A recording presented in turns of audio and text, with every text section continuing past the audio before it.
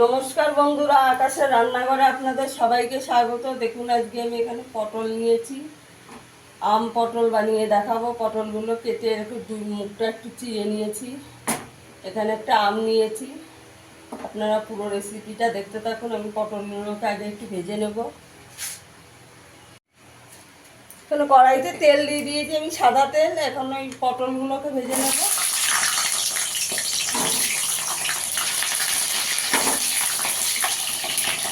পটলগুলোকে একটু লাল লাল করে ভেজে নিতে হবে। এখানে একটু নুন দিয়ে দেবো,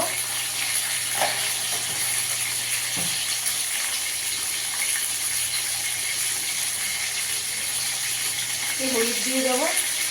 হলুদ দিয়ে পটলটাকে একটু ভালো করে ভেজে দেবো।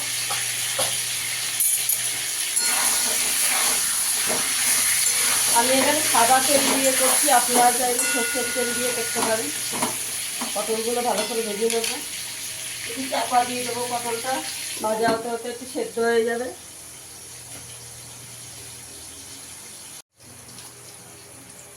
দেখুন বন্ধুরা, আমি এখানে একটু আদা আর 5-6টা একটু কাঁচা পাকা লঙ্কা নিয়েছি, আর আমটা কেটে নিয়েছি। এটাকে একটু বেটে নেব।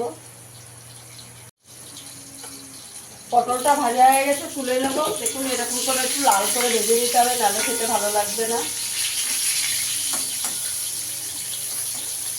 একটু লাল লাল করে ভেজে নিতে হবে। পটলগুলো তুলে নেব।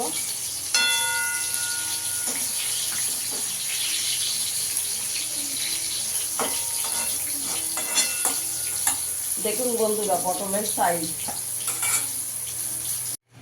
তেলে আমি 2টো শুকনো লঙ্কা দিয়ে দেবো,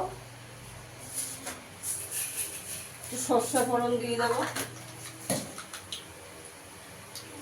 জিরে ফোড়ন দেবো,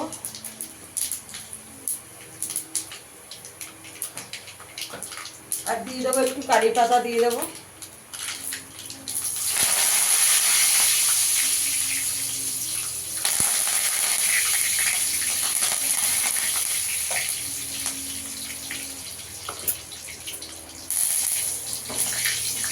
বেটে রাখা মশলাটা দিয়ে দেবো, আম আদা আর কাঁচা লঙ্কা বাটাটা।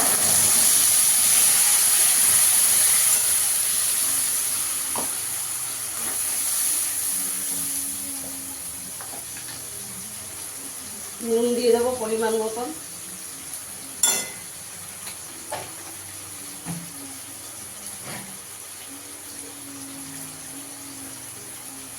হাফ চামচ জিরের গুঁড়ো দেবো, 1 চামচ ধনের গুঁড়ো দেবো, কাশ্মীরি লঙ্কার গুঁড়ো দিয়ে দেবো। মশলাটা ভালো করে কষিয়ে নিতে হবে।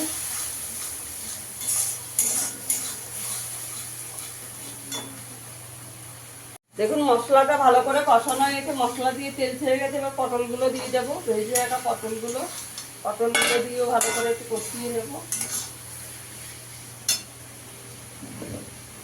চিনি দিয়ে দেবো 1 চামচ। আপনারা যতটা মিষ্টি খেতে পছন্দ করেন ততটাই দিয়ে দেবেন। আমি 1 চামচ দিয়েছি।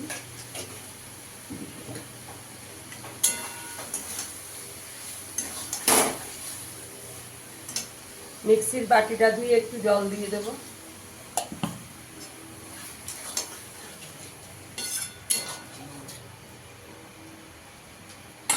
একটু চাপা দিয়ে দেবো 5 মিনিট। একটু গ্যাসের আঁচটাকে কম করে চাপা দিয়ে দেবো। দেখুন বন্ধুরা আমার পটলটা হয়ে গেছে, আম পটলটা। বন্ধুরা আমার ভিডিওটা যদি ভালো লাগে লাইক করবেন, শেয়ার করবেন, চ্যানেলটিকে সাবস্ক্রাইব করে দেবেন। তা গরম গরম ভাতের সঙ্গে খেতে বন্ধুরা দারুণ লাগে।